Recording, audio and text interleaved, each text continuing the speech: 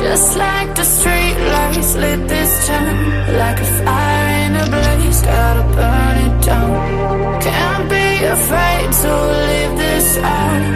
We got this far, don't know how. I see danger in your eyes. They know we'll burn down the night. Coming just like the sunrise. You know that we gonna let it out tonight. We gonna let it out tonight. We gonna let it out just like the sunrise. We gonna let it out.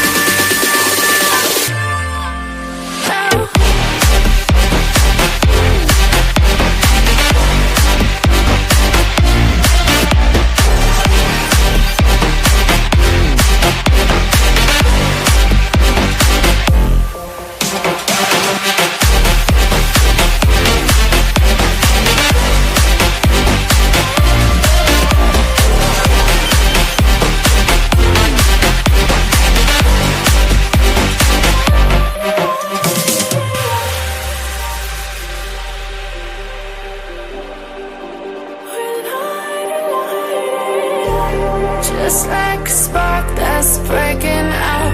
Can't make a stop, can't turn back now.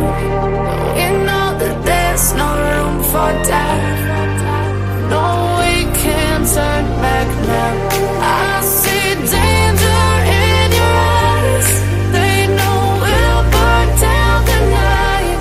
Coming just like the sunrise. You know that we gonna let it out tonight. We gonna let it out tonight. We gonna let it out just like the sunrise. We gonna let it out.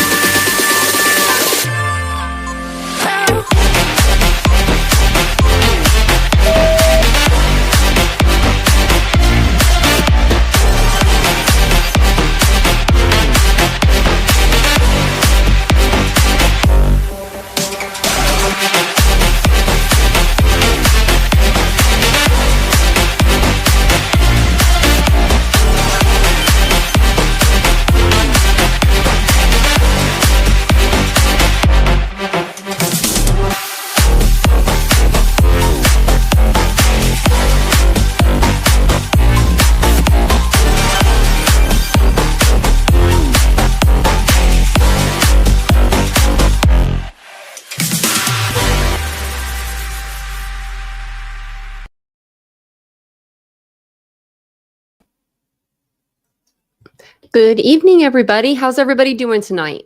Hopefully you guys are having a wonderful evening. I'm going to scoot my chair down just a smidge. But welcome into tonight's live. How's everybody doing? Feels like it's been a while since I've seen you guys, but it was just since last night. It's just been only a night. Ladybug's number one tonight. I think you were number one last night too. We did a couple lives though. That was pretty easy for everyone to kind of come over from one live to the next if they wanted to last night. But if you're new to the channel, my name is Tanya or TitaniumBuilt. You can call me either or. Welcome to my live and welcome to the channel. So welcome in. My hair keeps like flipping over on this side. So if you see me messing with it, it's because I feel like it's flipping in my face. So, and I hate that when my hair's in my face. Hey, Dawn. Hey, Ladybug. Hey, Stephanie. How you doing tonight? The little guy with the knife. Oh, on the thumbnail, you like that? Yeah, I was like, what are you talking about for a minute? I was like, the little, yeah, he was my, I think I put in like, I forget, I got it out of Canva, but like, I forget what I put in to like, for it to like generate that little guy. But he's kind of cute. Not so scary, you know? Oh man, Mary Beth, I'm sorry. They're going to put you to sleep good. Yeah. If they ever offer to put you to sleep for stuff like that, I'd be like, yeah, sure. I'll take that.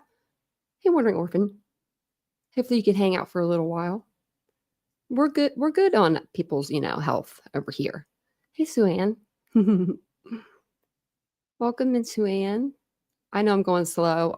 I say that every night, but it's because I do go slow. Hey, Mandy. I do have a couple. I actually have like a little treat for you guys because I didn't even get a chance to watch this either, but it was Fox Nation came out and they did a brand new video over Bryan Kohberger in the trial that's going to be going on. Like, I mean, the trial, the hearing tomorrow. So they were talking about that. It was like it looked like a panel of people. A couple of people looked familiar, and I figured we would check that out here later. So I think it'll get us like caught up and ready for tomorrow. That's what I'm trying to do tonight, is just get us ready for tomorrow's hearings, because they're going to go all day. They even said that they might take a second day and go over. And so I'm going to plan on that being a 2-day, that being a 2-day thing. Sorry. Didn't mean to cough in your ears there.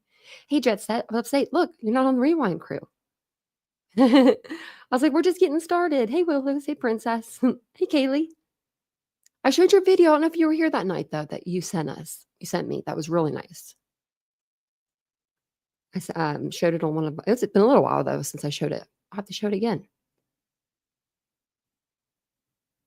Yep, you made it. I should have like an exit, I guess, a different exit than, I think I used to. Then I think I had an intro and then an outro. And so what I do now is I just try to like cut it off before it gets to like the countdown. So then people don't think they're like, they don't know if they're on the live or if they're like, we're going off the live. So we're here. But welcome in. Hey, Jenny. Hey, Petunia. And Mary Beth, hello. I said something else to you, but I didn't even say hello. I hope you get to feeling better. Hey, Ashley. Hey, Kathy. Hey, Brian. Hey, Princess. Did I say hi to Princess? I don't know. I might have highlighted your name. Hey, Norma. Oh, thank you so much. I appreciate that. I do. I really do. Thank you. Who was the other MM? Was that other MM? Oh, maybe I missed something. Oh, so the DoorDash person was named Molly Murphy. Oh, I didn't know that. Hey, Naomi. That was something I never knew.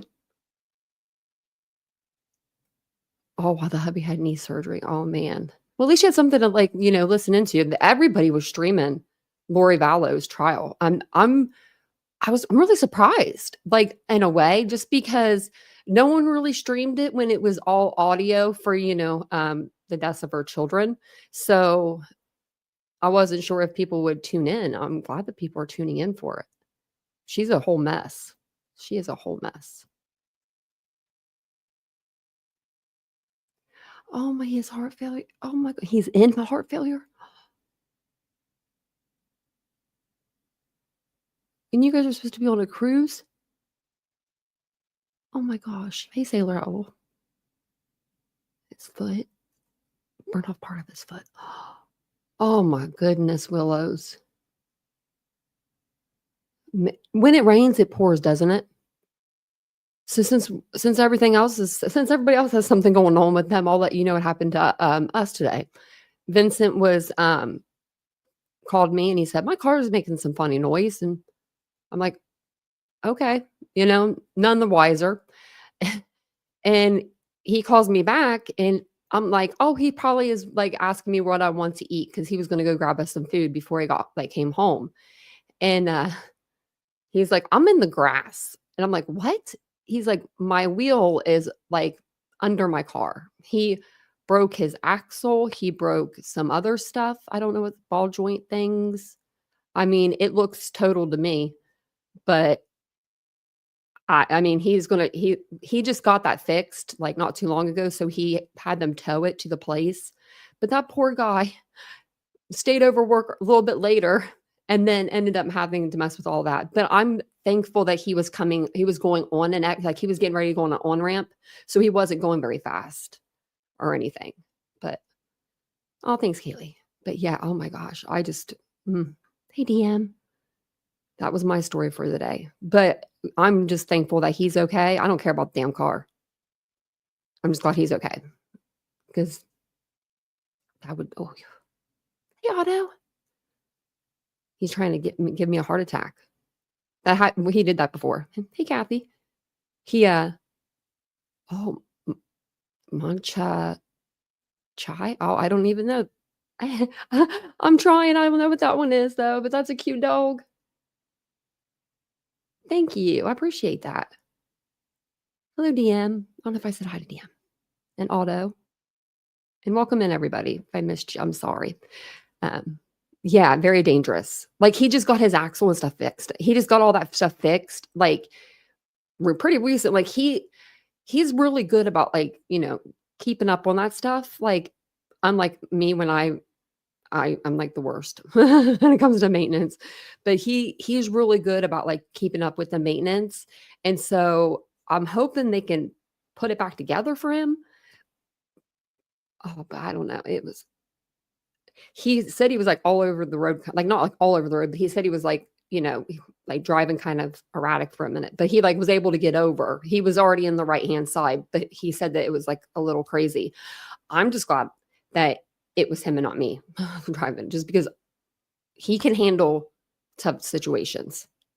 You know what I mean? Like I'm sure he was like, okay, and got it over and off of the road, pretty well. I'd have been going to the other side. I don't know. Like, I'm thankful that he's okay. He was in one car accident since we've been together. And when he called me and told me, it was during Christmas and I was in Foot Locker and I had a pair of shoes in my hand for my nephew and I dropped the shoes. I dropped the phone. I think I even screamed. Like, I think I even made a noise. It was like, because he didn't say he was okay. I didn't hear I'm okay. I just heard I was in a bad car accident. And like, I was like, so hopefully everybody has good surgeries, better health, no more getting cars breaking down, fixed. No, we need all that fixed. Oh, thank you, Kaylee, for the $4.99 super sticker. That was sweet. She says, you're only here for a short visit. Don't hurry, don't worry, and be sure to smell the flowers along the way. Oh, that's a good saying. We're going to say that again for Aries. Aries, read the super chat. That's a good one for you. You're only here for a short visit. Don't hurry, don't worry, and be sure to smell the flowers along the way. I know you're having a bad week. I hope you start to feel better, Aries. It's not new, no, Kathy. It's an older vehicle. So I'm just like, I don't know. Like, he has a car in California that was like his baby. It's like, like all guys have like that car, that's his car. So he could go out there, maybe get that one and bring it back and have like a nicer vehicle to drive. But I think he just thought, well, I'll just, I'll get a vehicle sometimes, just he thought he had more time. You never have more time when it comes to need a new vehicle. Isn't it always like when you don't want to buy a new vehicle, that's when you have to go get one? Hey, Texas Ranger. So yeah, now that I talked your ear off for a minute, we got people coming in. There's Doodlebug. Doodlebug, thanks for renewing your membership, by the way. I saw that. But I didn't get it. It doesn't tell me like whenever I come into the chat, it just shows me like when I go through my stuff. I was like, why didn't it tell me? There we go. I did a little preview for you guys. Get to the duck and point now, she said. Okay. So tomorrow, like we all know, Bryan Kohberger's going out. I hope we all know. I'm going to tell you if you don't know. Bryan Kohberger is going to be back in court. So they're going to be doing some different motions hearings for him. And so tonight I thought we would take this live to kind of get caught up on everything that's been going on and get caught up for tomorrow. They said that if it is a lot, which they do have a lot to go over, that they will take a second day and they'll cover it and they'll just go back into court, I guess, 8 o'clock or 8:30 the next day, which is 11:30 Eastern Standard Time. That's all I know. I don't know if they are 2 hours behind. Let me know, or if they're 3 hours, because I think Ada is 2 hours, but I think Latah County is 3 hours, if that makes sense. Like the upper part of the state is 3 hours, maybe. Let me know if you guys know. But all I know is it does start at 11:30 tomorrow. And I was going to put up a poll. I'm debating on whether to stream it or do a nightly recap. Okay, so it is that. Okay, thanks, California Dreamin'. I know what the California time is. So I figured we would go through like an article, and then I have like a couple videos. And one of the videos I was telling, if you guys just came in, the first video is going to be, it'll cover like the March filings that came out, because Bryan hasn't been in court for the last couple of months. He hasn't been in court for a while. So we had like a whole bunch of stuff that came out in March, and then we've had a whole bunch of stuff that's continuing to come out. But they're going to go over the March filings. And then on the second video that we will watch, it's brand new. It just came out like a couple hours ago on Fox Nation. And it has like they're doing like a roundtable discussion about the court proceedings that are happening tomorrow. So it'll get us all caught up with everything, and we should be good to go. We'll be pros by the time we hear what's going on tomorrow, because they have put out a lot of filings. So it says more than 170 legal filings with considerable implications for trial in the University of Idaho student homicides case are set to near their resolution as defendant Bryan Kohberger returns to the courtroom Wednesday. Since February, the prosecution and defense have traded more than 1,000 pages of court records over a variety of evidence. I've read a lot of paperwork. Each side has postured to limit the way certain details may be presented to a jury while ensuring their own elements, including data and witness testimony, make the cut. Judge Stephen Hippler has scheduled oral arguments that could extend into Thursday to hear final justification for which evidence to include. His decision on the so-called motions in limine could prove to be the difference for a conviction at Kohberger's summer capital murder trial. Kohberger, 30, is accused of fatally stabbing 4 U of I undergraduates at an off-campus home in Moscow in November 2022. He is charged with 4 counts of first-degree murder, and prosecutors intend to seek the death penalty if he's found guilty. The student victims were Madison Mogan, 21, of Coeur d'Alene, Kaylee Gonzalez, 21, of Ratham, Xander Kernodle, 20, of Post Falls, and Ethan Chapin, 20, of Mount Vernon, Washington. The 3 women lived in the 3-story home with 2 other female roommates who went physically unharmed, while Chapin and Kernodle's boyfriend had slept over for the night. Among the leading information the defense seeks to block at trial is digital data from their client's Amazon account. They don't want that Amazon account coming in. Prosecutors alleged Kohberger bought a K-Bar brand knife, sheath, and sharpener in March 2022 from the online shopping giant, and later searched for the same knife and sheath after the students' deaths. Police found a K-Bar leather knife sheath at the crime scene, which included DNA later linked to Kohberger, according to probable cause affidavit. The defense also asked to exclude the testimony of the Idaho State Police Crime Lab manager on behalf of the prosecution about the ways in which so-called touch or contact DNA can arrive on an item. Based on the defense's submitted expert witness list, prosecutors asserted Kohberger's attorneys will argue at trial that the sheath with Kohberger's DNA was planted at the crime scene. Who would want to plant Kohberger's DNA? Who would even know him to plant it? I mean, really. He really didn't know a lot of people in Washington. So the 2 sides also are expected to square off over how text messages between the 2 surviving roommates and 911 call made on one of their cell phones factor into the state's time frame of the killings.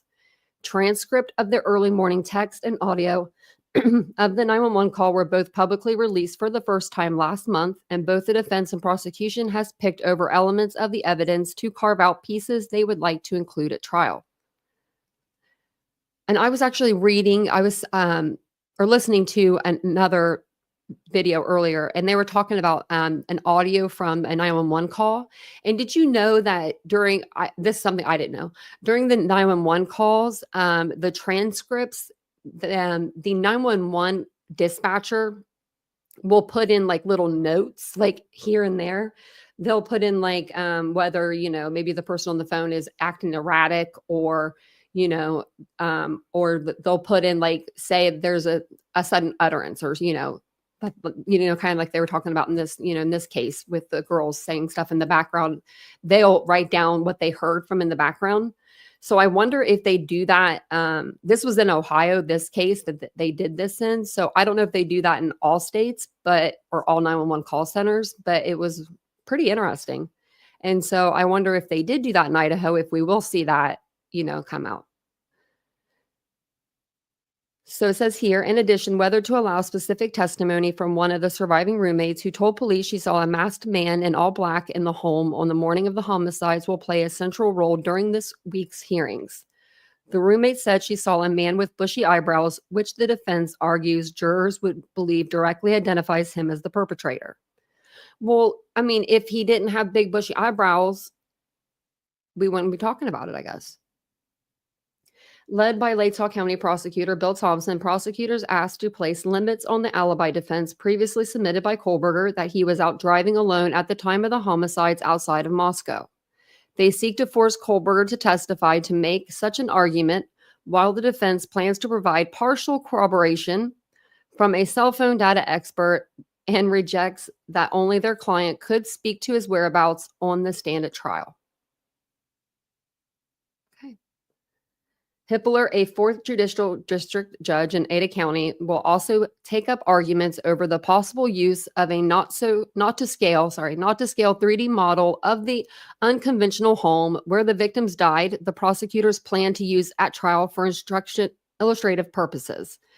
Well, I mean, are they going to build it to scale? Are they going to build the exact house? The defense said they didn't want the house anymore. They didn't need the house. That's what the judge is going to say right there. He's going to say, take this 3D model and figure out how to work with it. Like, that's what I feel like. It says that, the defense has objected, noting a lack of information about its design and sufficient time to review the exhibit ahead of trial 4 months out. Why can't they let them see it now? I mean, it shouldn't take, I wouldn't think it would take that long to look at a model. The Latah County Prosecutor's Office denied a public records request. They should have made 2 of them. Why didn't that's what they should have done. I don't know. Because that's what you do. You give a copy to the defense. So, I mean, for a case this big, I don't know. Maybe they should have just made 2. The Latah County Prosecutor's Office denied a public records request from the statesman for an image of the model, citing the active judge's gag order in the case. Release of the image could interfere with court proceedings and also jeopardize Kohberger's right to a fair trial, the denial read. Defense attorney Ann Taylor has filed 2 more attempts to remove the death penalty as a possible sentencing option for Kohberger if jury convicts him on the 4 murder charges he faces. Hippler previously denied Myrad efforts to do so late last year. In one filing, Kohberger's attorneys argued that prosecutors have failed on several occasions to turn over evidence to meet various deadlines through the legal process known as discovery. As a penalty for repeat discovery violations by the state, capital punishment was dropped in Lori Vallow Daybell's 2023 Idaho murder trial, which set a new precedent the defense is now attempting to apply to Kohberger's case. Prosecutors in the high-profile case have flat out denied that they have missed discovery deadlines or that resulting delays mean the defense lacks enough time to prepare for Kohberger's trial, which starts with jury selection in late July. Any contention that the defendant has been prejudiced or does not have adequate time to respond is wholly unsupported, Latah County Senior Deputy Prosecutor Ashley Jennings wrote in an objection. The defense also has asserted that their client is diagnosed with autism spectrum disorder, which should preclude the state from being able to seek the death penalty for Kohberger. The novel argument hopes to expand on the U.S. Supreme Court's definition of intellectual disabilities that prohibit a person convicted of murder from execution because it would violate their 8th Amendment rights against cruel and unusual punishment. Colleen Berryessa, a criminal justice professor at Rutgers University, told the Statesman that while misconceptions about autism aren't as persuasive as they once were, they can be stigmatizing in a criminal justice setting. They can lead judges or attorneys to believe someone might not be able to control their behavior or be rehabilitated. Bryan was able to do a whole lot with his life. I think that he can he can get his punishment if he is found guilty. That's my personal opinion on that.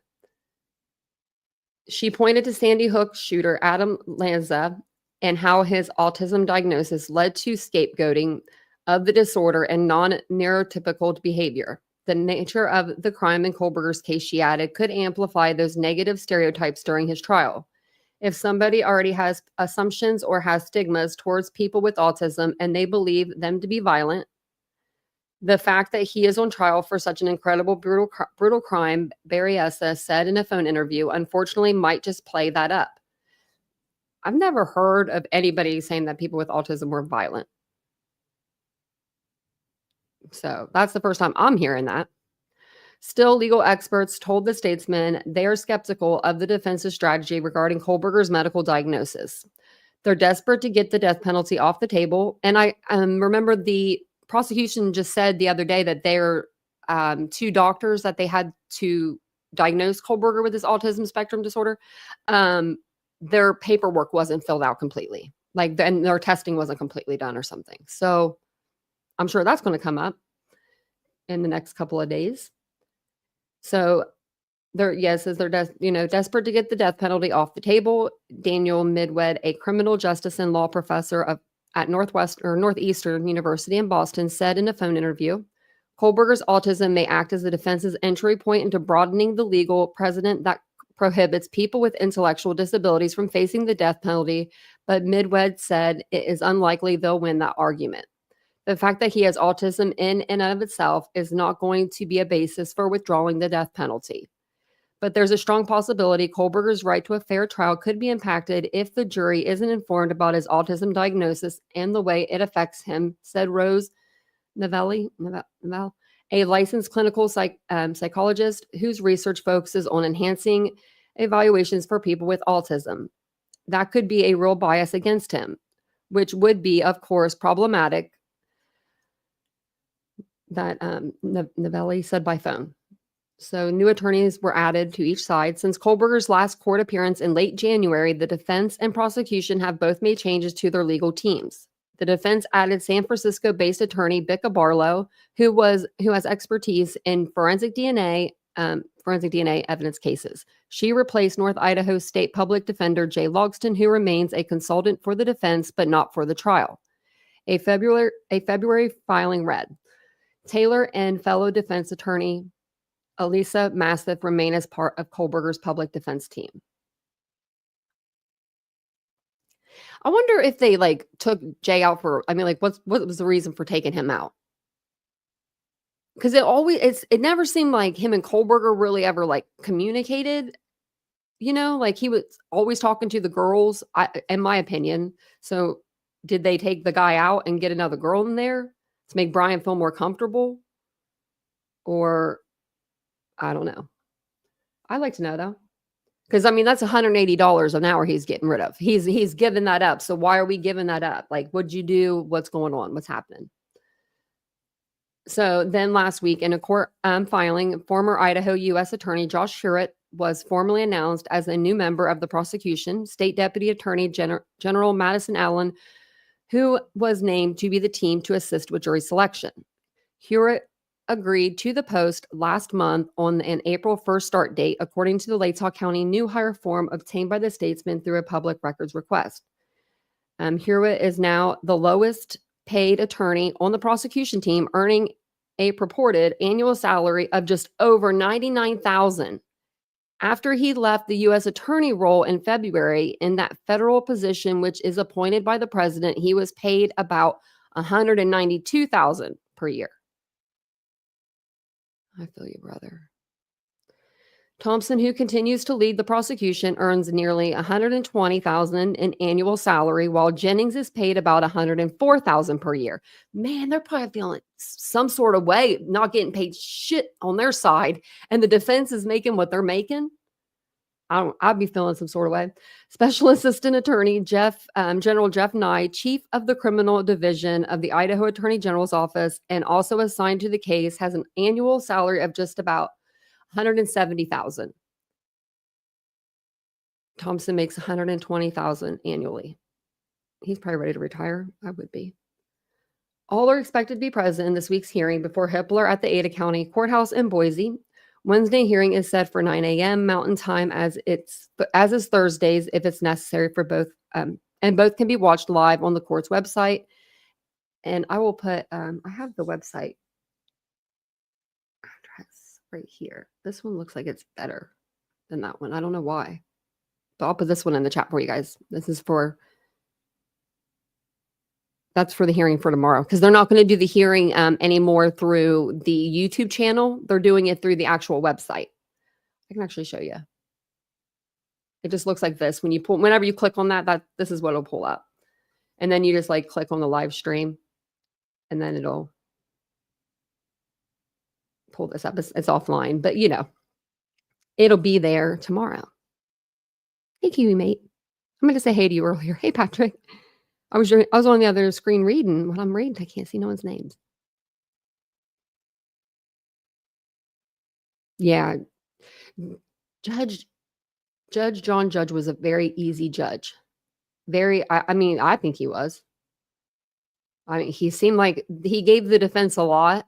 Anytime she said, Fourth Amendment right, fair trial, it was like, okay, you can have it. This judge isn't like that. But man,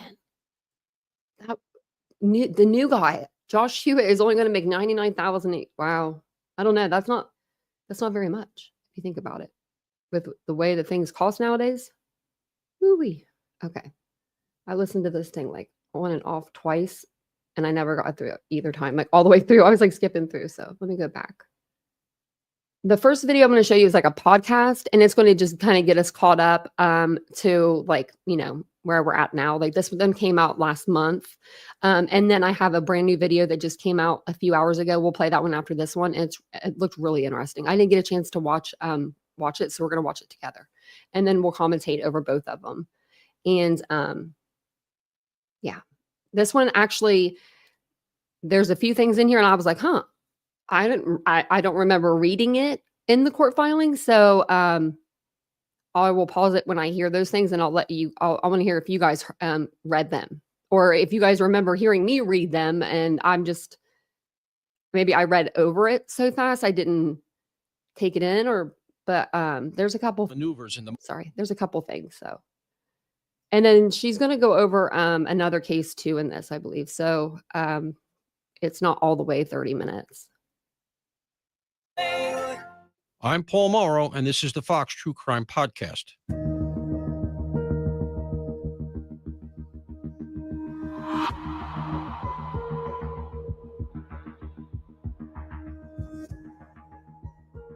The defense for Bryan Kohberger is working up many different legal maneuvers in the months before his case goes to trial. The defense is seeking to limit the use of the words psychopath, sociopath, and murder within the trial. They also hope that the judge will limit showing crime scene imagery to the jury, saying it would be inflammatory. Additionally, in an attempt to avoid the firing squad, Kohberger's defense team has claimed their client has autism and therefore should not face the possibility of the death penalty. But how effective will these moves be once the trial begins? Joining me today with her analysis is criminal defense and family law attorney Lexi Rigdon. Okay, so today we're going to delve deeply into this Kohberger case, which is fast developing. There have been some changes. We have a new judge in a new county, and this judge really seems dedicated to moving things along. Further, this judge has recently ruled that all the filings in the case will be public. Nothing will be sealed going forward from here, as far as we know, and that's really shed a lot of light on what's going on, and nobody better than to shed more light on this developing case is Lexi Rigdon, defense attorney. She's been with us before on the program, has great insights. Lexi, welcome to the program. Thanks for having me, Paul. Good to be back. So we're going to look at a case that has really fascinated a lot of the country for all of the reasons, I think, at this point that are academic. We all know about the case, and it's really seems to be gathering some acceleration. Right now, we've had a couple of recent rulings that really have blown open the sort of equities in the case specific to the DNA. So can you give us the state of play right now in that courtroom? Boy, there's been a lot going on with the DNA because both sides realize how crucial the DNA aspect to this is. Right, And right. I think the biggest takeaway is that the court is not going to exclude the genetic genealogy. Right. Or the information. They're not going to suppress the information gleaned from it. This is a really new area of law. And so there were a lot of creative arguments, mostly on the side of the defense, not so much the side of the state. They kind of had the law on their side. But that DNA found on the knife sheath is not going to be suppressed. They also even tried to make an argument that because it was left at the crime scene, there was some expectation of privacy there. They have been really trying their best, the defense, to attack the state's case as many ways as they can. I mean, they have filed so many motions about a variety of things, even motions that you wouldn't necessarily expect them to file, just to try to dot their I's and cross their T's. So the DNA is really the linchpin of this case. I think, and the most recent filing was, and I don't think there's been a ruling on this yet, because if you go on the Idaho court website for cases of public interest, you can see everything that has been filed and all of the orders that have been entered. And there are multiple, I think on March 3rd, I mean, there were at least 10 or 15. I mean, there is a lot happening here. And so the big news that happened recently was the motion filing seeking to exclude the jury from hearing about DNA evidence that was under Maddie Mogen's, found under Maddie Mogen's fingernails. And I don't believe that there's a ruling on that yet. But what's interesting about this case is that so little relatively is kind of known. I mean, a lot of it has not leaked out. We still have no idea how Kohberger was involved with these people. Nothing has really gotten to us other than what has been presented by the defense or the prosecution. But by way of listening to oral argument on YouTube or wherever you're watching it and reading these motions, you're able to learn a lot about actually what's going on behind the scenes in the case. And I actually printed out, it's a motion regarding inconclusive data. And the reason I printed it out is because, well, I'll get to that in a minute. But this motion basically says, is basically asking the court to limit testimony about DNA found under the fingernails of victim Maddie Mogen, and basically saying that to call the results inconclusive, meaning they don't know who the contributors are other than presumably Maddie Mogen is one of them, is going to confuse the jury. But the reason that I printed this out is because I did a Fox News segment maybe a week or so ago when this came out, and I had put in the tweet that although he couldn't be excluded or even included in the sample that they got, further testing by the defense of that fingernail material actually excluded him. And people were arguing with me online and saying that's not what the motion said. And it actually is. It actually is what it says. And the reason I bring that up is because a lot of outlets kind of missed it. I mean, there was I missed it. I missed that. So apparently I mean, this isn't like groundbreaking news or anything. This doesn't make Bryan Kohberger innocent by any stretch of the imagination. But the 3 sets of DNA that were under Maddie Mogen's fingernails, in my mind, I just assumed, which you should never assume, but I was waiting for testing to come back. But I thought it would be maybe Maddie, Kaylee, and Bryan, or I even said something about when she was putting on the jacket, whoever's jacket she was wearing the night of when they're in the food truck video. You could tell that she's wearing it looks like a guy's jacket because it's like really haphazardly like kind of on her and she's so small. Maybe when she was putting her hand into the sleeve, maybe there were skin cells and it got like under her fingernail like that way. There's other ways that, you can get DNA under your fingernails, or it could have been her boyfriend's, maybe from her boyfriend being over like in her bed before. Just there's a lot of things it could have been, but the defense is saying that it's not Bryan Kohberger. So I think that does mean something. I mean, for them to gloss over that, I'm like, oh, so it's not Bryan Kohberger's. According to the defense, they had their own expert come in and test underneath the fingernails, whatever they had, the sample they got, they tested it and it wasn't linked to Bryan Kohberger, apparently.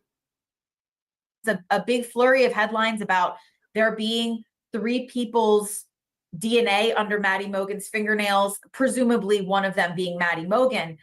But because people weren't actually reading the motion, it was kind of buried in here that the defense did its own testing and said that Kohberger's DNA is not under the fingernails. So that is a lot to parse out, and that is Yes. a very salient point here. So I want to split those two. We have the Yes, of genealogical, course. and then we have the DNA that's under Maddie's fingernails. Let's go one at a time, because this is really where the rubber hits the road. Because in the age Right. of the CSI effect, juries want DNA. They want science, right or wrong. That's just how it is. So genealogical DNA, a lot of people are not familiar with it. As you said, this is a newly developing area of the law. Just lay out for us in, a thumbnail way, why that's important and really what it is. Well, what the defense tried to do, and again, they're very talented. So I'm not saying they're filing frivolous motions. This is a death penalty case. The stakes are incredibly high. Right. They're doing their due diligence. But what they did was they basically said that the state shouldn't be able to use the DNA from the knife sheath because that DNA was even tied to Kohberger through genetic genealogy. Basically, they didn't know whose it was, and then they go into these certain databases and they can start utilizing other people's DNA in the family to pinpoint him. And I think who they actually pinpointed was his father, and then it ended up pinpointing him. And so the issue that the defense raised was that it was not that it should be suppressed because they didn't go about it the right way. They didn't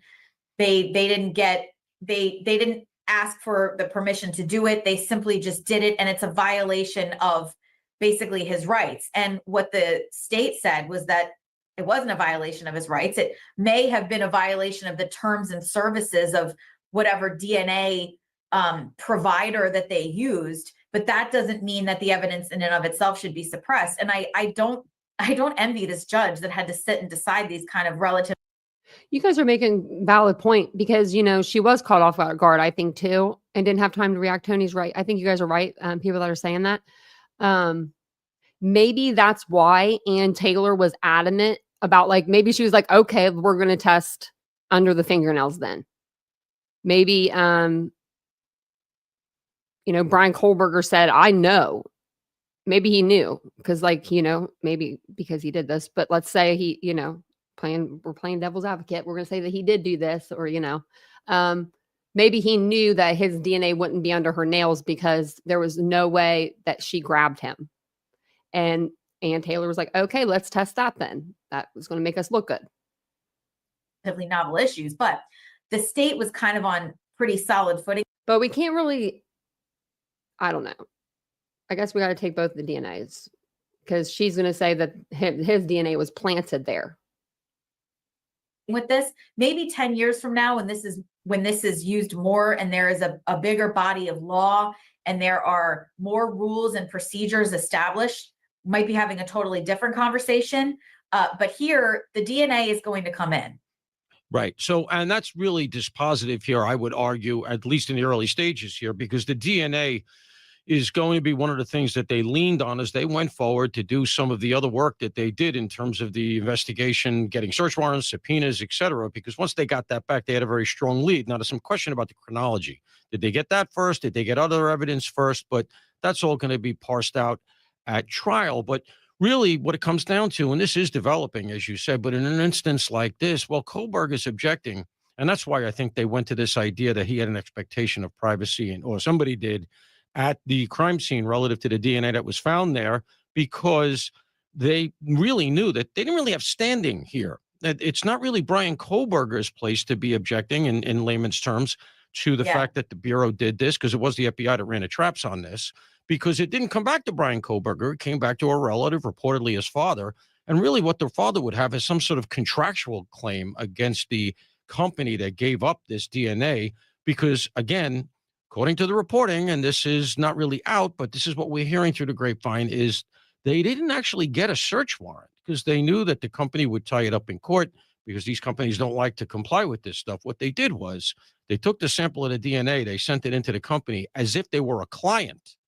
And that's how they got their results back. And that's what they worked with. So the whole thing reeks a little bit of subterfuge, but they really wanted to solve this case. And as you say, these are very novel issues, but I don't think the facts are great for Bryan Kohberger here to try to make some law relative to genealogical database statutes or case law going forward, because at some point I think we're going to get statutes regarding this, but as of now, Yeah. it's still very nascent. Let's go to the second piece that you were talking about, which is Maddie. So are we going to get into a battle of experts here relative to the defense saying, no, we did our own testing and ours is more dispositive and you have missed something, she is excluded? How do you see that going? I think you're right about the battle of experts. And when I was looking at the stories surrounding this, some outlets are reporting that they're asking to exclude the evidence altogether. This motion is written in kind of a nuanced way. It seems like that they are not asking to exclude the DNA evidence itself about the fingernails, but what they're asking is that the state not be allowed to say that the results were inconclusive, which could cause a lay jury to believe that if they're inconclusive, it must include him. Now, I guess you could argue the opposite could be true as well. But the reason I highlight this is because, people, like I said, people kind of missed, people looked at the headline and saw, oh my goodness, there are 3 different contributors under her fingernails, and ran with that. And then, aren't reading these motions because they're not as interesting to everyone as they are to us. Right. And then I'm reading it and I thought, well, wait a minute. And I'm going to read this because I don't like people telling me I'm wrong when I'm not wrong. It says, more importantly, Mr. Kohberger has disclosed that through further independent laboratory testing, he is eliminated as a contributor to item 13.1, which was the fingernail testing. The independent lab testing conducted by the defense team related to item 13.1 is indeed exculpatory. Mr. Kohberger is excluded, and the state should be precluded from misleading the jury in any way. So that's really important. Now, yeah, and it's pretty complete in its wording. I mean, there's not a whole lot of wiggle room there, right? Right. And so does that mean that this should be excluded altogether? And maybe I'm misreading this. Maybe this goes beyond the word inconclusive and they're trying to attack even presenting the evidence at all to the jury. But it's a little bit murky the way that it's written, but we could be gearing up for some type of a battle of the experts. But I think that that's a very important point because it's not only inconclusive on the state side, but the defense has said he's excluded. Right. And also something that was kind of missed was that the fingernail samples that they took, they kind of assumed that Maddie was one of them. And then they also assumed that it was calculated assuming Maddie was a contributor to her own fingernails. And it was also tested with assuming that it's Maddie and Kaylee Gonsalves, who was in the bed with her, who was also murdered, and then one unknown, unrelated person. So they tested that, and then they tested Maddie, and I guess the likelihood of it being 2 unrelated persons. So that's this was the big bombshell last week about this DNA that came out. So they are going to clearly go at this, and it goes to something that had been developing previously, which is the idea that there was other DNA found on a glove outside the house, that there was DNA found on a railing inside the house, neither of which reportedly comes back to Bryan Kohberger. Now, obviously, on the prosecution side, do you think that railing, the biologicals on the railing, do you think it could be from Xana, from Hunter? Like maybe he went to see, maybe he touched her. He didn't even realize that he did it. And then when they were running down the stairs, he grabbed the railing. Because if you're running really fast around that corner, I could see you jumping half the steps and just you know what I mean? Having your hand on the railing and kind of just jumping half the steps down. If that makes any sense to you guys. I don't know if I have the house thing up. I wish they would fix it so I can maneuver around it a lot easier. But let me go. Let's see if I can. Okay.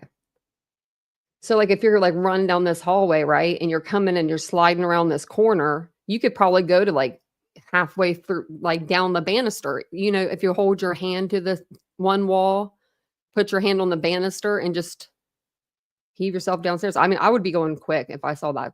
If I witnessed what they witnessed, maybe that's what the blood is on the banister.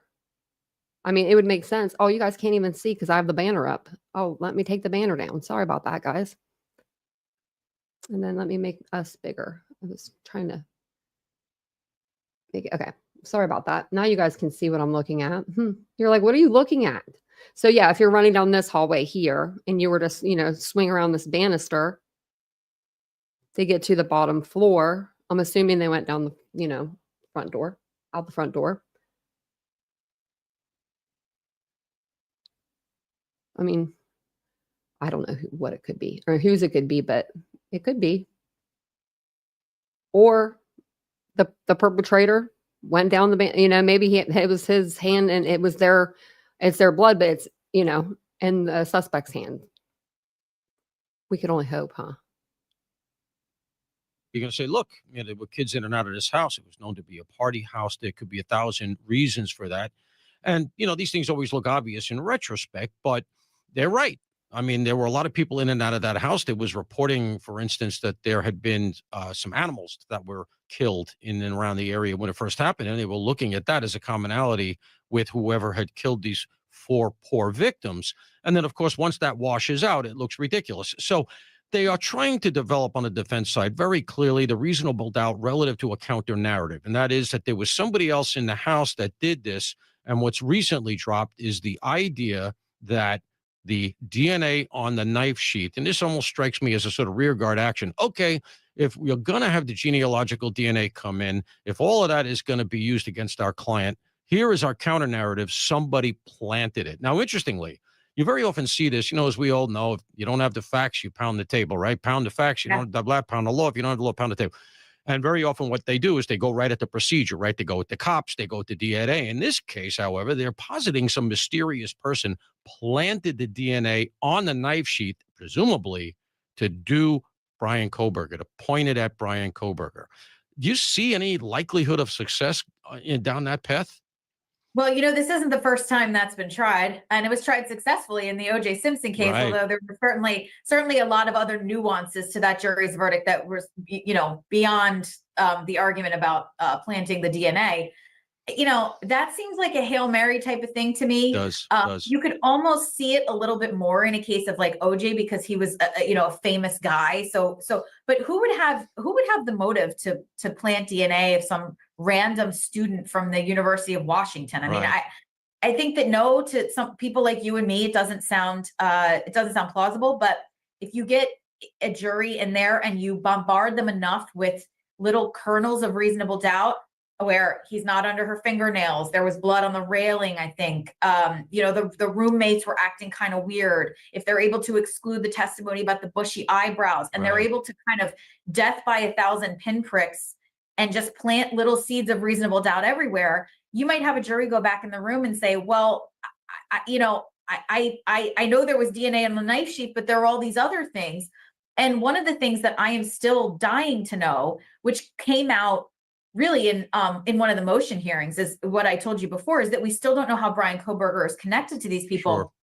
A comment was made about that during one of the motion hearings, which is why we're getting more information from just hearing the attorneys argue than we've gotten in any other way. And one of the comments was made that the state has still not established how he was even connected to these people. And so that's a problem, I think, for the state a little bit, because if you have defense attorneys who are saying that something was planted or something was mishandled or something was cross-contaminated and his DNA isn't here, it's not there, and they can't pinpoint how he's actually connected to these people. 2 years ago, I said, Bryan Kohberger's toast. He's done. I think that the defense has done a kind of a good job muddying the waters, at least with what we have been provided with as just lay people. And now I kind of wonder what's going to happen at the trial. I don't think either side has necessarily a slam dunk. So I think that you're right. I think that there certainly has been more doubt raised than had been there, and it has been done in a pinprick approach. And you and I both know with enough time and enough legal muscle, you can raise a little bit of doubt and maybe reasonable doubt on any case. And they are certainly doing that here. And even though the judge wants to move it along, they've gotten to the point where they're actually down to arguing over nomenclature about what does this mean? What does that mean? Can you say this? Can you say that? Now, I would argue that the prosecution likely has a couple of cards up their sleeve relative to his connection to them. For instance, I know through sourcing that Kohberger was hitting their Wi-Fi. His phone was hitting their Wi-Fi in the weeks leading up to the event, and from his phone, which argues that he was so close to the house, and it would have been behind. I was out there a couple of times, so I know the landscape. Up behind the house, there was this kind of secluded parking lot. You got close enough there, and it was close enough. He was apparently hitting their Wi-Fi. So they're going to say he was surveilling that. I'm almost sure that they've dumped the social media and they're looking for his IP. Now, he may have been savvy enough to occlude that, in which case, okay, that drops off. So I think that's where that's going to go. But they may know that now, they may not, the defense that is. But what they do know is that the prosecution has been larding their paperwork with terms like murder, murder weapon, psychopath, sociopath. And they're arguing over these terms and even the inclusion of whether or not bushy eyebrows is going to qualify, because they're contending that no, his eyebrows are not bushy. And it's funny, this is the second bushy eyebrow case we've gotten, because Mangione is a bushy eyebrow case. But that's true. That said, they're arguing literally down to the specific terms. And we're going to close with one in particular, but I want to get your take just on that right now. What do you make of this? Why are they going so hard these specific terms? What's the point? Clearly, they don't want the roommate, in terms of the bushy eyebrow specifically, the roommate described that, and that was put in the affidavit of probable cause, and they don't want the roommate to be able to say that, and then the jury look over and say, oh my God, look at that, he's got those bushy eyebrows. Now, this is something where in a normal case, I'm sorry, but I never thought that I would see the day that we would be like covering a trial and they're like, don't talk about his bushy eyebrows. That's a dead giveaway. If you talk about his bushy eyebrows, they're going to convict him. They're just going to convict him. I mean, no, they're not. Come on now. Ye have little faith in our justice system, Ann Taylor. The state wouldn't have the defense wouldn't have the time or inclination to care about it. It's a relatively minor point, but I would like to say I'm shocked, but I'm not necessarily, because this is very high profile. It's probably really the biggest case Idaho's ever had, and it's a death penalty case. But the amount of motions that are being filed over tiny little issues, they're like killing trees out there. You're right. Yeah, they're killing a lot. I mean, for example, the state filed a motion to admit the 911 call. Now, usually that would be something that was brought up, a lot closer to the trial, and say, it's present sense impression, it's excited utterance. Of course, that goes in.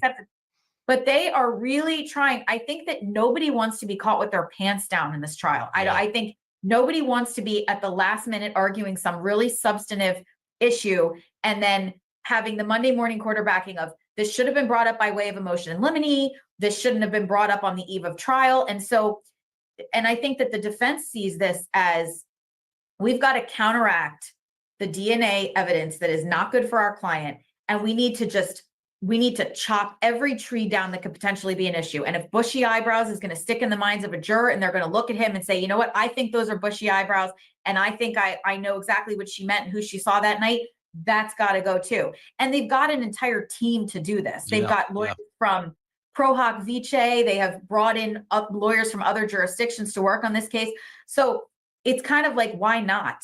Yeah. They're all trying to make their bones. Level of manpower and the stakes. Yeah, they're throwing all kinds of legal muscle at this thing. And, let's be frank, to a certain extent, it's working. What is good, though, is that there have not been a lot of leaks. And so hopefully this is all going to be adjudicated into four corners. I want to close Kohberger out with, once again, a dispute going on about a term. And I think it is sort of an umbrella issue for all of this, which is this issue of Bryan Kohberger's autism.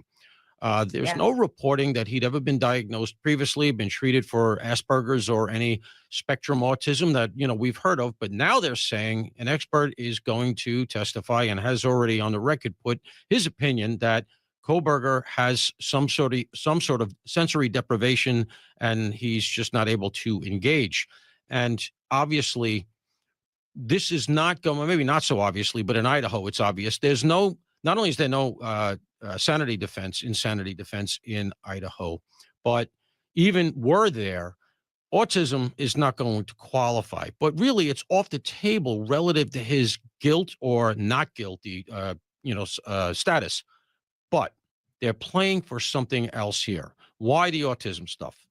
Well, that could be an issue that at some point, if it gets appealed, I mean, that could be a Supreme Court issue. Now I'm not sure that it would necessarily go there, but it's a very novel and interesting issue. And it is another example of the defense trying to file as many, and I'm not saying they're frivolous motions, because they're really not frivolous motions, but they are really looking at every single angle of all of these issues. And what about in the sentence? What about in the sentencing phase? How could it apply? In the sentencing phase, that could be a mitigating factor. Right. In the sentencing phase, in deciding whether there is going to be a death penalty case. Right now, they're trying to get the death penalty off the table, which it's not going to be taken off the table, but that's what they're trying to do in the immediate future. But if the case goes forward, they impanel a death penalty jury, it goes forward with the death penalty, then in the sentencing phase, then for mitigation, that would certainly be something that they would bring up. But, arguably speaking, people who murder others and who are sentenced to die,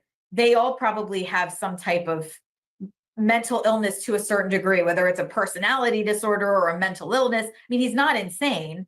If he has autism, that's certainly not an excuse for the behavior. I don't think it's really necessarily a compelling argument to be made. But in terms of eligibility for the death penalty in general, but for mitigation purposes, I am sure the defense is, if we get that far, is going to run with it, as I would if I were representing him. Right. And I think that, again, another rear guard action, I feel like they'll say, like, okay, look, we lost the case, but we kept the firing squad from shooting him. He's going to do life in jail, and we'll take that as a victory. And that's how they'll play it, because I would argue still, despite all the issues we're talking about, the cards are stacked against him. More of the Fox True Crime Podcast coming up. Free delivery on your 90 degrees, and just get your quick take. He's been missing, I think, since last week. That seems to have gone missing in the DR. $50 minimum, subject to availability. Restrictions apply. Might be I'm going to give you the last word. I want to just switch a little bit, go 90 degrees, and just get your quick take on the case of Sadiq Shak. Okay, yeah. Okay. Let me fix the banners. Oh, and I had it. Hold on. Now I have to have it talk to me. Monchichi. Is it Monchichi? Am I saying it right, or am I saying it wrong? Because I'm listening to the thing. But what is Monchichi? Now I want to know. It sounds like a drink. Sounds like a drink to me. I don't know why, but it does. Okay, so the next video I'm going to show you guys it's an actual video, so we won't have to put the overlays up for the podcast. I just do that so you have something to look at, so it's not so boring just having that on the screen. But Bryan Kohberger, if you're just now joining us, the accused killer, and he's accused of killing 4 University of Idaho students back in November of 2022. He is going to be in court tomorrow for a ton of hearings. A slew. But a few of them are the 911 call. They're trying to suppress the Amazon. They don't want the bushy eyebrows coming into play. I said the Amazon. There's a lot. The 911 call. And I know that there's some more stuff, but we're going to go over in this next video. But there's a lot of different motions that they have put out. They put out 170, I think they said, in the first article we read, over 1,000 pages since the last time Bryan was in court. So there's a lot to go through. They may take a second day to go through the rest of the evidence, or rest of the motions, I'm sorry. And they want to actually talk about the 3D scale of the model of the home as well. So there's a lot of stuff that they're going to go over tomorrow. It's going to be a big, big, big day. Court starts at 11:30 Eastern Standard Time. So, yeah, I'm not sure what time it starts there. I think it's 8:30 or 9:30. I mean, so this actually just came out right before I was getting ready to come on, and let me see what it says on here. But it has one of the judges that's like, I forget her name's Janine something. But it has her, and it's like a round table discussion, and it's going to get us all caught up with everything that we're going to need to know for tomorrow's hearings. But it looked really interesting, so I thought I'd play it tonight because it does go over what tomorrow's going to be about. So I'll play this, and then we'll pause it here and there too for commentary and to go over what they're saying.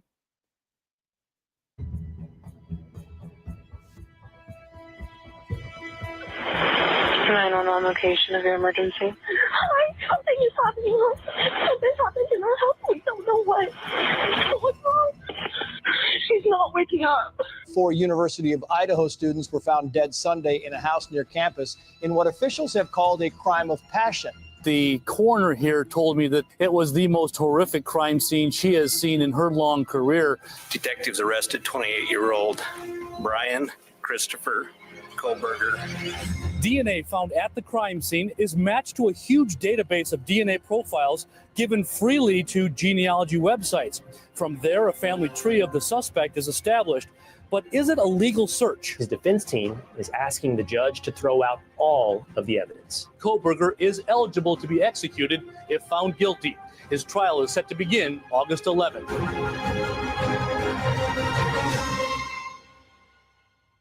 This August, Bryan Kohberger goes on trial for the brutal 2022 murders of 4 University of Idaho students. 21-year-old Madison Mogen, 21-year-old Kaylee Goncalves, 20-year-old Xana Kernodle, and her boyfriend, 20-year-old Ethan Chapin. They were all found stabbed to death in a house off campus. The manhunt for their killers spanned more than 6 weeks before the graduate student from Washington State University was arrested in his home state of Pennsylvania. This high-profile case has captivated the nation, and now new revelations have come to light, including DNA evidence, the 911 call, text messages, and Kohberger's concerning Amazon purchase history. We're going to break it all down with the help of an expert panel today. Joining me now is former DC homicide detective turned criminal and civil trial attorney and Fox News contributor Ted Williams, DNA specialist Susanna Ryan. As the laboratory director of Pure Gold Forensics, she has testified for both the prosecution and defense and has been admitted as an expert in 19 states. Former prosecutor turned criminal defense attorney Edwina Elcox. How do you do that? How do you go from, I don't know, prosecutor to defense? She looks so young. Prosecution to defense. Edwina, a former attorney for Lori Vallow, practices law in Idaho, the state where this massacre took place. And she taught everything Lori knows. Just remember that. And Paul Morrow, former inspector of intelligence operations and analysis bureau with the NYPD. He is also an attorney and a Fox News contributor. Thank you all for being here. And let's start with the DNA evidence that has come to light. Now, there's a 3-person mixture of DNA that was found under victim Madison Mogen's fingernails, which the defense has moved to exclude, arguing it would violate Kohberger's rights after independent lab tests ruled him out. So I'm going to start with you, Susanna. In addition to that, unknown male DNA was also found on a handrail. But let's talk about the mixture, Susanna. That's your background. What is going on with that? Well, it sounds like one of the victims had, of course, her own DNA is going to be present, but there are at least 2 other contributors in that mixture. So when they did the testing, the Idaho lab could not exactly include Mr. Kohberger, and they couldn't exclude him. They're calling it basically sort of inconclusive. So that's why the defense doesn't like this. They don't want that inconclusive. They don't want the jury misreading that as, well, he might be there, we just didn't have enough. So what they did was additional analysis of the actual data where the defense is saying, no, he's actually excluded. So they don't want it introduced that it's inconclusive. Okay. All right. And have you seen anything like this, Edwina, before where it's not conclusive and so the court is being asked to exclude it? I think that the independent testing that they sought is pretty unique. And I think that evidence is incredibly important. Like Susanna said, we don't want, from a defense perspective, we don't want that question hanging out before the jury. Could he be there? But this defense independent testing, it excludes him as a profile. And I think that's incredibly important. All right, Paul. You know that there are other people's DNA under her fingernails. It may or may not be his. But what about the other person? How do they tag that? Well, let's go outside the perspective here of exactly what's under her fingernails. And let's remember something else. He was a criminal justice major. That was one of the things that he was pursuing while he was out there. Right. There's every indicia that he took a lot of precautions going into this if he is, in fact, the perpetrator. He's written a paper where he describes how to protect yourself if you were a perpetrator at the scene of a crime. So the idea that his DNA is perhaps not under the fingernails of Maddie Mulligan has a number of different explanations. First of all, he took a lot of precautions. Number two, she was asleep and had been drinking, according to all of the testimony. So the idea that he catches her asleep and does whatever he does, and as a result, there's no scrapings under her fingernail, to me, has a number of very logical explanations. Yeah, and you know, Ted, there is also evidence, though, of his DNA on the knife sheath. The DNA was found, Judge, on the knife sheet there at the murder scene, very close to one of the bodies on the 3rd floor. This is the most significant evidence that I believe that this case has produced, and that is the DNA of Bryan Kohberger. It puts him actually in that house, that DNA evidence. And I think that the prosecution is going to weigh very heavily on the DNA evidence that was found on that knife sheet. And where was that sheath found, Paul? Was at the scene on the 3rd floor. Remember, Maddie and Kaylee was sharing a bed in Maddie's apartment, because her bedroom, rather, because Kaylee had actually moved out. She had actually vacated the house. She was just back for the weekend. She was sleeping in Maddie's room. At that scene on the 3rd floor is where they found the sheath. Okay, now let me ask you about the history. Let's go to Amazon. Right. What we know is that Bryan Kohberger did a lot of shopping on Amazon. Just last week, the prosecution revealed proof that Kohberger went on Amazon to buy a K-Bar combat knife and sheath. A K-Bar sheath was under Madison's body, allegedly containing Kohberger's DNA on the snap. It's probably some of the most problematic evidence in the case for him. He was searching for the knife after the murders occurred, when that information wasn't public knowledge. And the truth is, he purchased a knife and a sheath about 6 months before. And then how long after the murders does he go back online? It was a pretty short time afterwards. A couple days. It was, yeah, not long afterwards. But to be clear, you know, one thing that you had mentioned was that, all right, his DNA is on this knife sheath, so that puts him at the crime scene. I would disagree. His DNA is there. I don't know how that knife sheath got there, and we don't know how his DNA got on the knife sheath. So we have to be really careful when we talk about that, because anyone could take something that you or I have touched and put it at a crime scene. So you're saying that somebody's trying to frame Bryan Kohberger? I don't know that. I'm saying the DNA itself can't tell you that. Go ahead, Ted Williams. Well, you know, what we have here, and I listened to you about the DNA in the knife sheet, that is certainly something that the defense is going to try to produce to show reasonable doubt. It is no doubt about it. But if you look at it from a rational standpoint, from a reasonable person standpoint, this knife sheet is found next to the body of one of the students. The DNA matching Kohberger is on that knife sheet. What other explanation can they give for that knife sheet being at that location at that immediate time? That's going to be a very difficult uphill battle, I believe, for the defense. And of course, Paul, what you would say is it is not one piece, but several pieces of information and evidence that we put together that lead us to the conclusion that Ted is trying to bring us to. Right. So as you mentioned, Ted, this is part of the constellation of stuff they're going to bring in. And so as the defense tries to propose alternate theories for how the DNA could have been there, which is, of course, always possible, it's one of the things they're going to do. You have to add to the context here. You have to look at the fact that the car was there, and they have all that video of the car that comes back the next morning, and the car doing a three-point turn in front of the house thanks to the camera that was next door. They have the phone that was tracked. He has his phone. He turns it off for the hours during the homicides. Then he turns it back on. You have the fact that reportedly about 12 times in the weeks leading up to the homicide, his phone is so close to their house, likely, in my opinion, in that back parking lot behind the house, that it hits their Wi-Fi server.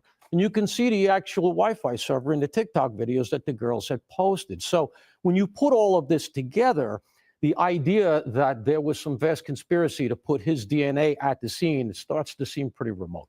And the fact that, as Paul has just indicated, Edwina, that Kohberger is a graduate student in criminology, that he's got his master's degree going for his PhD, and wrote a paper on how an individual can go to a crime scene and literally not leave any DNA, leads one to believe that he is an expert at not identifying himself and leaving evidence. I think Kohberger fancies himself as extremely intelligent, extremely intelligent. He is clearly, in graduate studies on these very issues and writing, papers on crime scenes, and then makes what seems to be some very critical mistakes. And as you were saying, the prosecution is absolutely going to put all of these pieces together and say, hey, folks, who else could it possibly be? And as you well know, all a defense attorney needs to do is say, I have a reasonable doubt. I got one juror. Let's convince him. Right. And I don't, so that's my point. I don't think that this is a DNA only case. I think that all of those other little pieces of evidence, those circumstantial pieces, that's what kind of ties this up. It's not just the DNA. And now prosecutors want to admit into evidence a selfie. And this selfie has Kohberger on his iPhone, apparently a few hours after the killing, with a smile and a thumbs up and those old bushy eyebrows. And you just said it, those old bushy eyebrows. That is so significant also Those in do the look case extra because bushy. there were two surviving witnesses in this case. One of the witnesses says that she observed a person dressed in all black with a face mask. But one of the things that that mask showed was his bushy eyebrows. She saw those bushy eyebrows. She reported that the person who came toward her, judge, said, "It's okay, I'm going to help you." And he walks right past her. That was one of the witnesses who saw somebody on the second floor where Zaina and Ethan were killed. Mm-hmm. The amazing part of this is, so there is, Ted is talking about, Edwina, a roommate who was in the house sleeping, and my notes say intoxicated. I don't know, maybe, it's okay. She's in college. It's Saturday night. And she sees a guy with a black mask and bushy eyebrows. But then she says she's not able to definitively identify him in a subsequent lineup.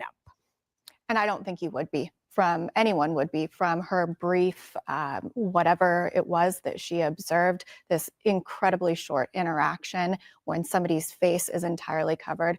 I think that that's reasonable, right? You wouldn't be able to make an identification. Yeah, Paul?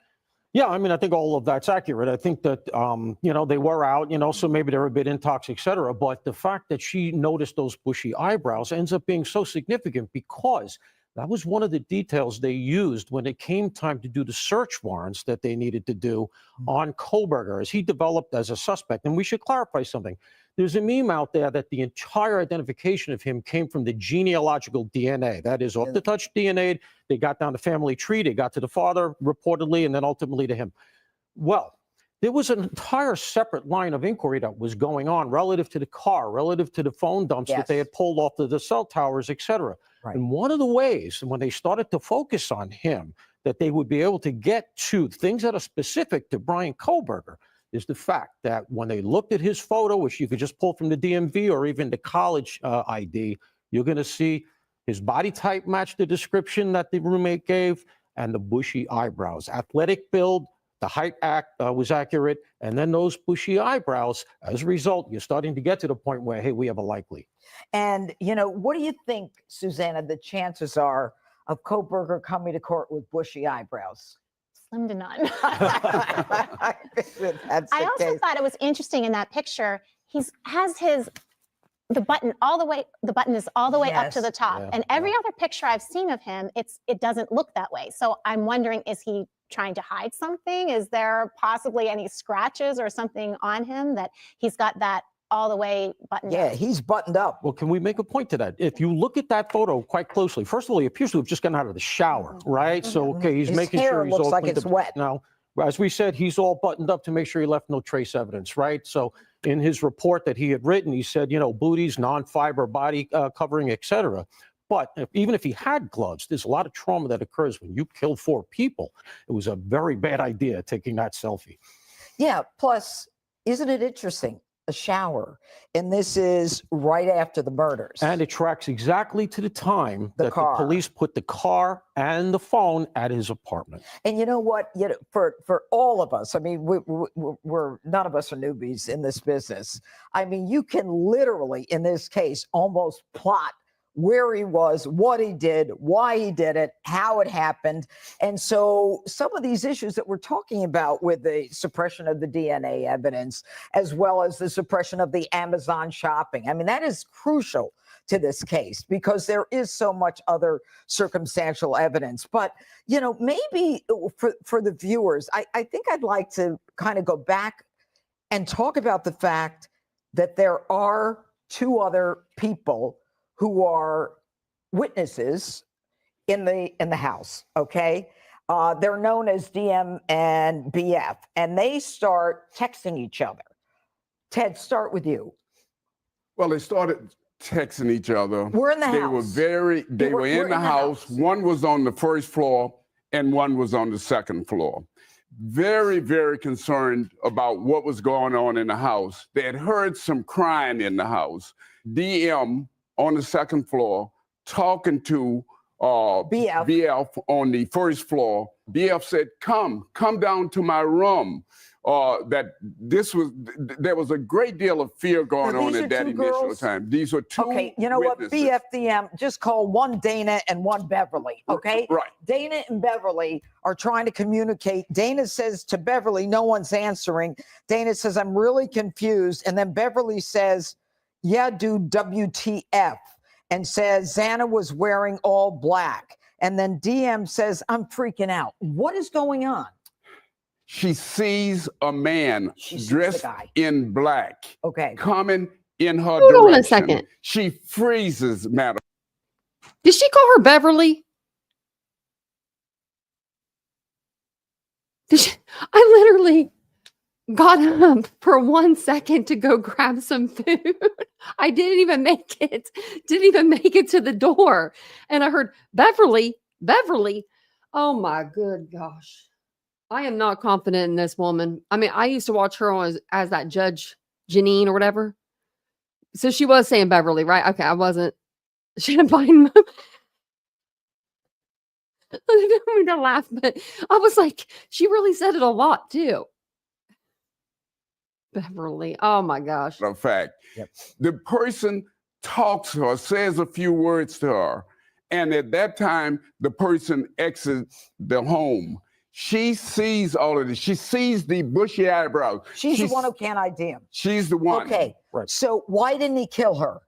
That is the major question here because he seems to have had to have seen her. Now, he said a few words to her. Right, he did. Well, he said, I am going to help you or I am trying to help you. It's not entirely clear if he was saying that either to, right, the rooms that they're in are very close to each other. And Xana and Ethan are on the second floor, as is DM in a separate room. Okay. It's not entirely clear from the reporting if he's talking to DM because he sees her in the doorway and it's dark and he can't see her as well as she could see him, or if he was saying that to Xana, because Xana and Ethan were on the second floor and there is some reporting that Xana may have put up a struggle and may have actually been the one who came out of the bed and actually got in the doorway. So it's a little unclear who he's talking to, but that said, the question remains, why is it that at that point, you can speculate all you want, he was exhausted, he was in some kind of state. She says that she herself was in something of a catatonic state. Of course. And so as a result, that becomes a big question, and that is obviously something the defense is likely to go at. So Dana says, no, it's like a ski mask almost. And Beverly says, STFU, shut the F up. DM says like he had something over his head and little and mouth. I'm not kidding. I'm so freaked out. So am I. And what do they end up doing? Do you know? Do they get together, the two girls? They do. The two girls get together. DM goes down to the first floor, and apparently they're together for some internet activity. They're on Snapchat and they're on Instagram. Why are they on Snapchat? Well, that also is the question, but that is a question that the prosecutors will have an answer to, because they can pull that stuff. You can get that stuff with the search warrant, and you'll get it. Well, having two teenage boys, I would say, because they're college-age kids, and that's what college kids do. They're But did they realize what the enormity of what was going on? I don't think so. Right. I think they were get scared. that. They're used to people in the house. It's kind of a party house. Maybe it's just somebody happened to be there, and they're back together. They're together. They're feeling more comfortable, and they're going to go back to their normal, what they normally do. And of course, the question is, why didn't they call 911 sooner? So let's talk about the fact that at 11:55 a.m. Sunday morning, we believe the homicides occurred Sunday morning at 4 to 4:17 a.m. So we're talking about at least a 7.5-hour difference. Did they go to sleep? Do we know what they did, Edwina? Do we have any idea? I think they likely went to sleep, but it's understandable because nobody in their wildest dreams could have imagined that this level of massacre had occurred, right? It's so tragic. And so the fact that they weren't checking on everybody and figured out that their roommates had been slaughtered, it's understandable. Okay, Paul? Yeah, I think Susanna makes a salient point, which is once they get together, it all starts to feel like a normal Saturday night again, right? So they're on Instagram, they're on Snapchat, they're messing around with their friends. Maybe they're even asking things like, has anybody seen anything like this before, et cetera? Whatever answer they get seems to calm them down. Even if it's no answer, they go to sleep. They wake up the next morning and they start again. They start trying to get a hold of the other roommates, and DM is not getting an answer. And that's when they begin to realize something is wrong. Now, interestingly, they don't call 911 first. There are other phone calls that are made. My understanding is they call some friends who are nearby to come over to check, because when the 911 call is eventually made, it is actually kind of a round robin. First, DM makes the call, but then apparently she's just freaked out, as she said the night before, and the phone ends up going on. You actually hear the dispatcher say, "One person, please." One person. Dispatcher does a good job. She's trying to tease out what's going on. And she says, "One person, please give me the details." And you can hear there were more people there at the time than had been the night before. 911 location of your emergency. Hi, something is happening. Something happened in our house. We don't know what. What is the address of the emergency? 1122.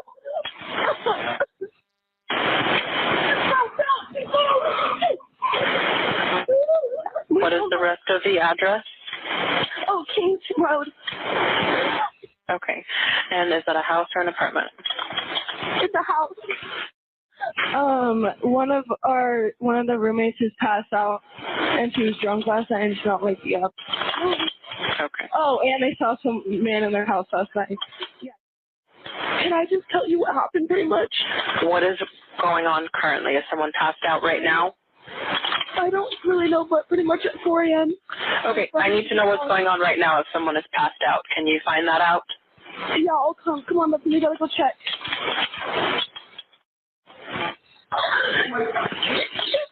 What's wrong? She's not waking up.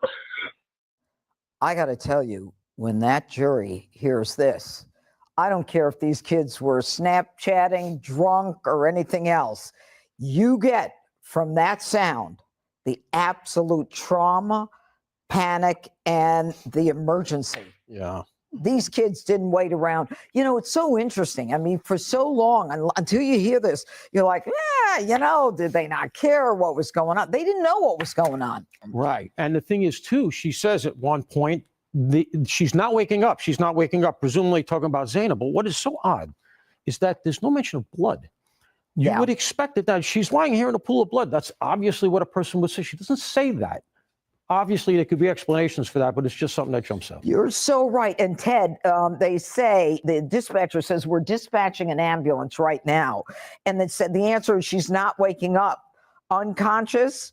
Okay, I'm sending help. And they're all saying roommates passed out, not waking up. Believe she got drunk last night.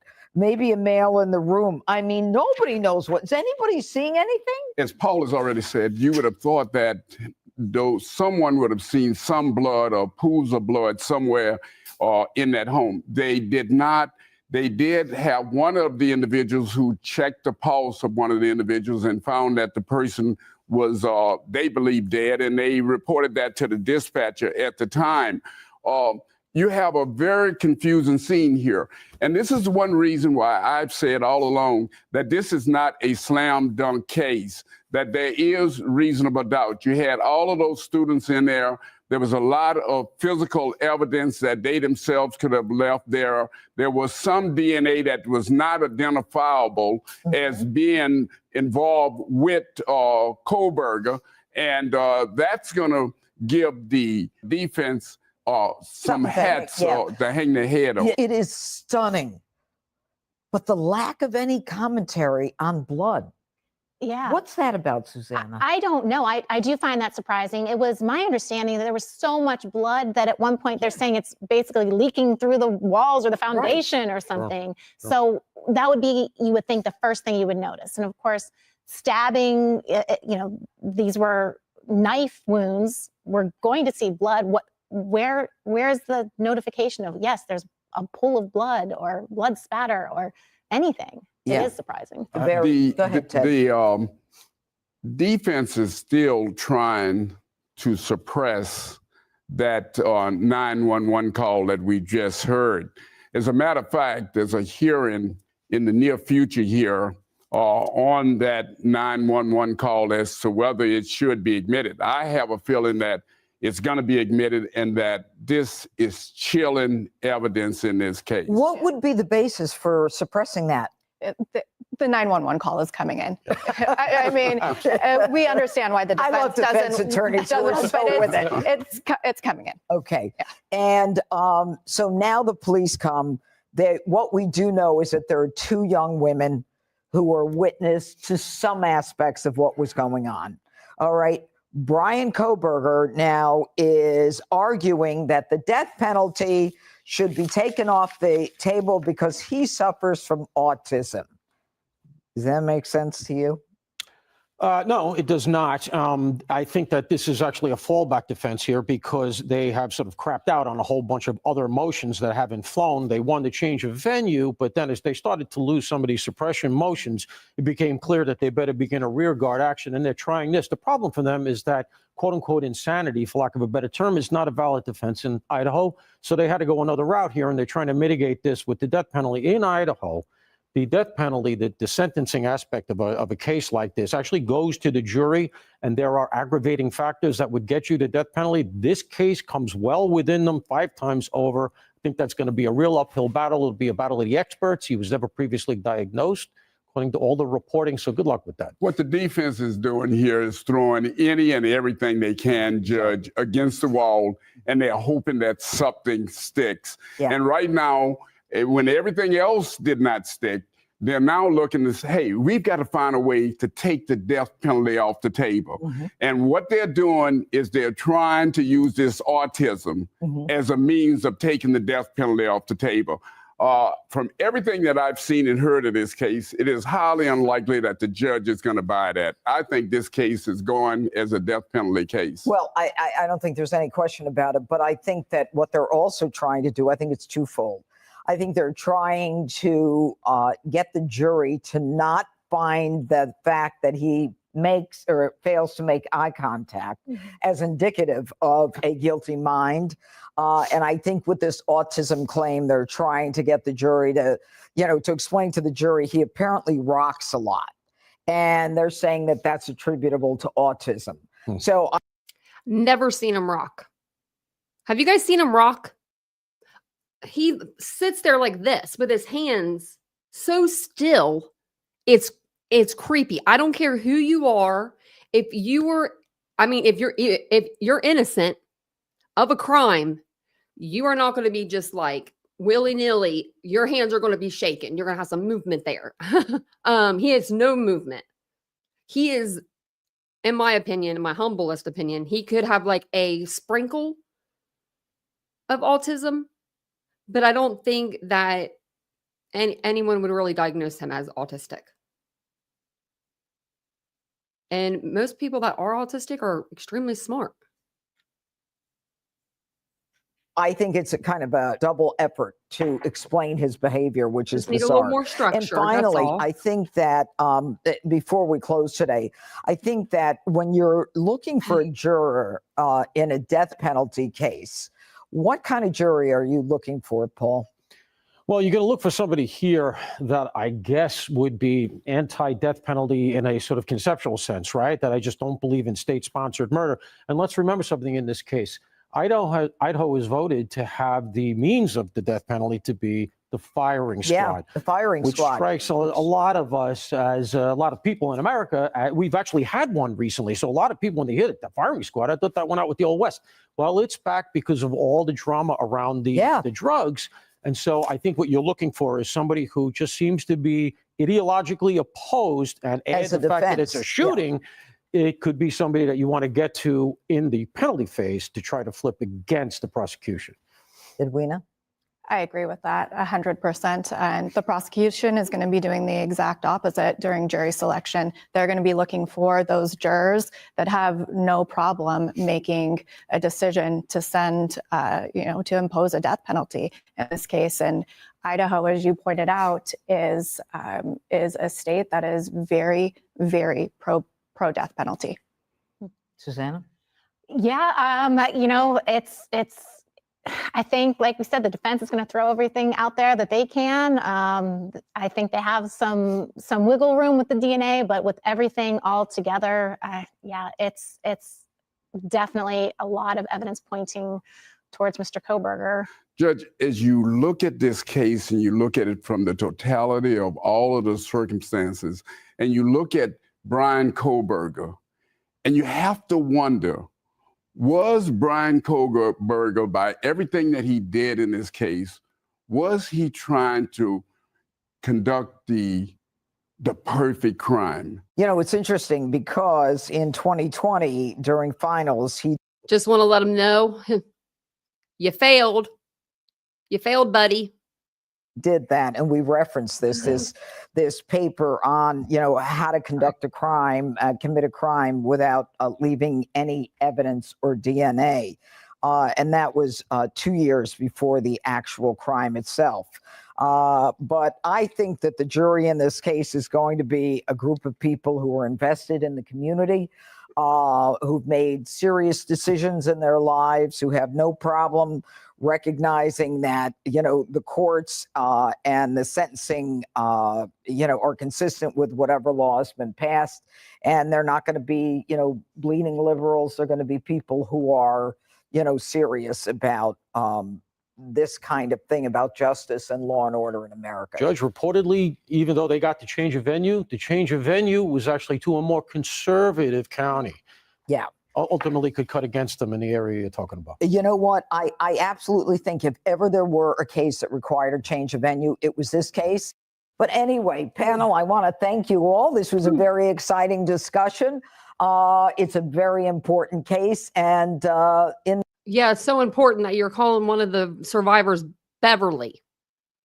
Beverly. I picked the worst time to hop up for a second because I was if you guys weren't here in the beginning of the live, I didn't get to eat dinner because my transportation that was going to get me dinner, which is Vincent, his car, he was going on the on-ramp and his axle broke and his ball joint broke. It was bad. So we just now got food 20 minutes ago or 15 minutes ago. But right when that was happening, I was getting ready to stand up just to go grab some food really quick. And I heard her go, Beverly. And I'm just like, is she saying Beverly? I'm like, am I hearing stuff? And so I had to run back over here. I'm like, I'm glad one of you guys in the chat said Beverly. I think it was Kiwi Bait. I was like, okay, I'm not the only one that heard that. He is a little bit of a weird looking dude. I hope will someone tell Ann Taylor to stop picking out his ties. And if she's going to pick out a tie, pick out something that's a little bit nicer. I mean, all of his ties that kid's worn, they're all, I don't know, they're hideous. Yeah, he doesn't do a lot of those things. He doesn't rock. Oh, did she? Oh.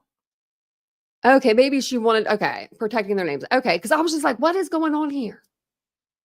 I didn't hear that part. Okay. I know it's weird that Janine is like doing that, you know what I mean? But hey, you know, it's been 3 years. I think everybody that knows this case is going to know the victims' names, surviving victims' names. I mean, we just all, I think we all just know. But oh, they were calling her Dana.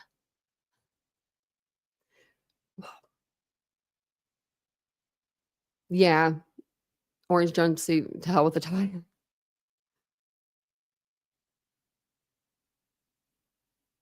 Oh, really? Oh, you can see it in their eyes.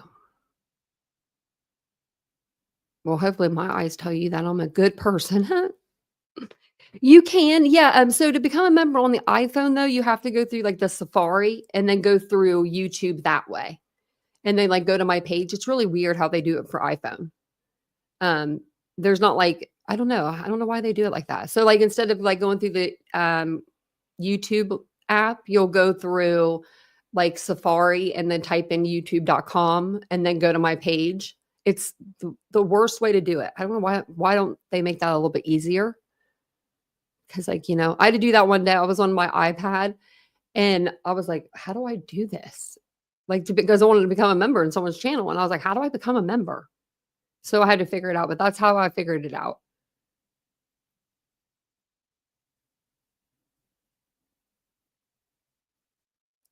Wearing a straight jacket. Let's say if not, you can try to click the link above there. That one might work.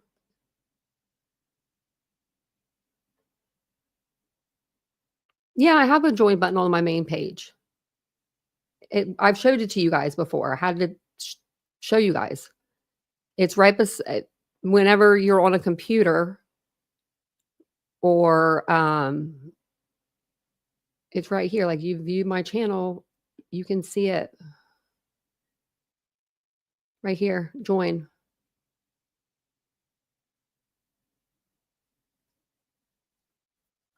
Right here. Join.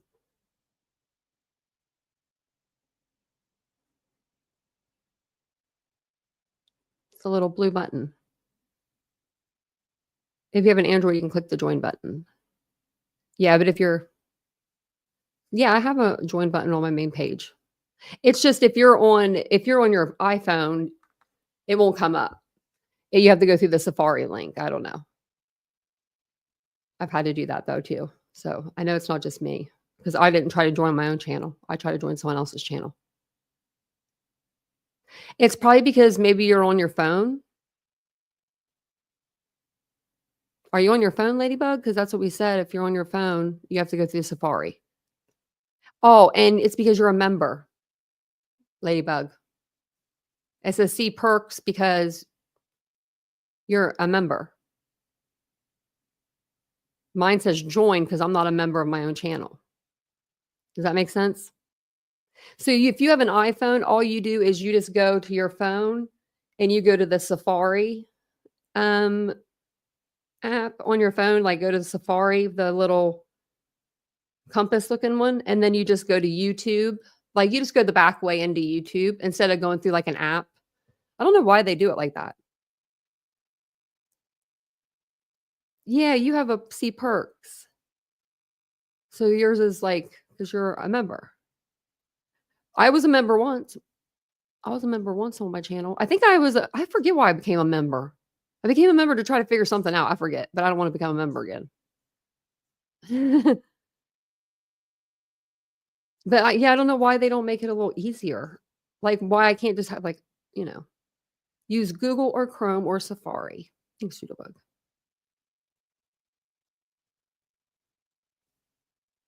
Yeah, I don't know. I just know that there's the join button there. But yeah, I always have to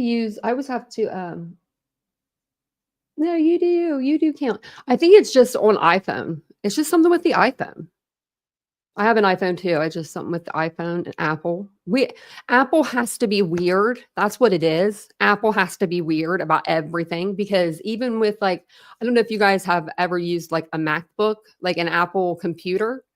It's completely the opposite of any other Windows computer or any computer you've ever been on. There's no like little X to exit out of the window. There is a red, a yellow, and a green circle. And I'm like, when I first got my first MacBook, I was like, what does this mean? What is this thing? I hated it at first, but I love it now. I love my new one. I got one and a new one is so much nice. Yeah, I know. I need to figure out how to like get like a link somehow. I don't know if I don't even know if I can find a link for that.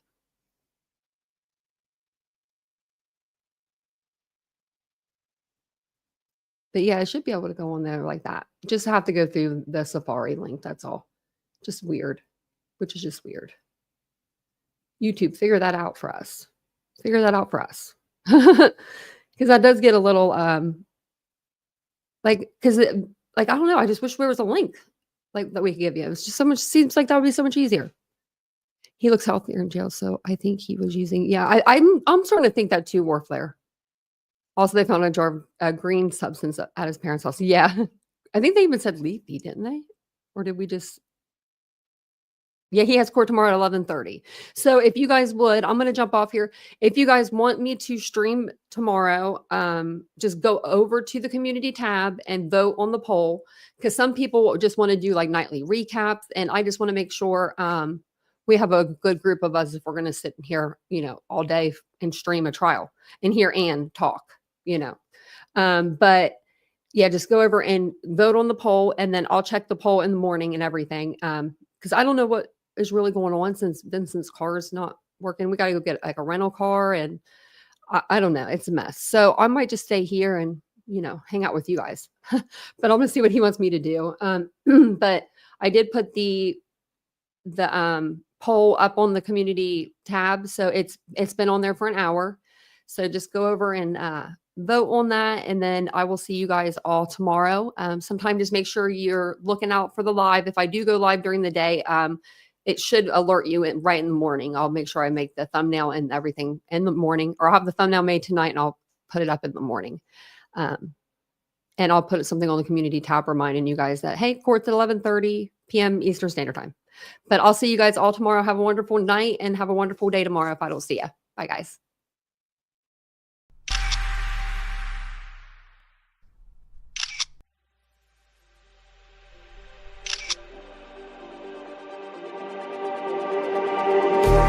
Just like the street lights lit this town, like a fire in a blaze, gotta burn it down. Can't be afraid to live this out.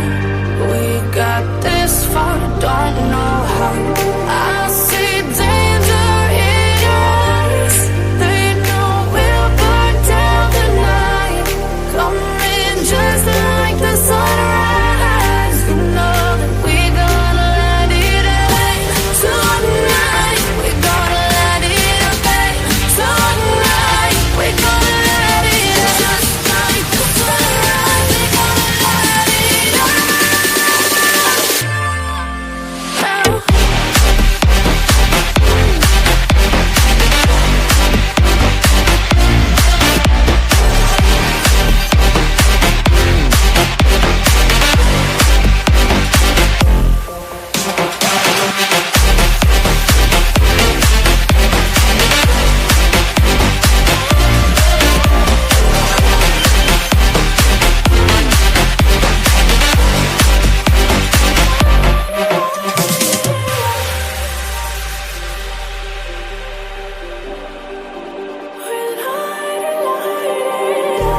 Just like a spark that's breaking out.